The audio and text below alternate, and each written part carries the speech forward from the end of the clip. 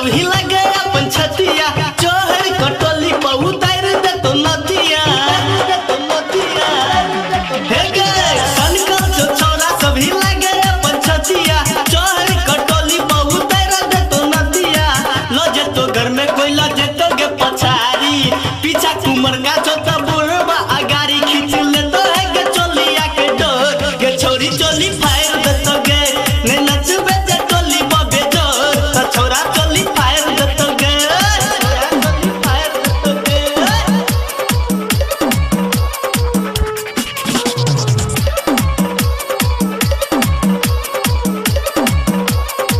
ने नचबे जे टोली बबे जोर त छोरा चोली फायर दे तो गे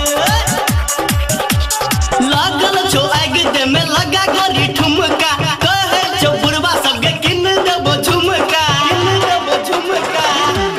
हे गे लागल छो आग दे में लगा घरी ठुमका कहे छो बुढ़वा सब के किन देबो झुमका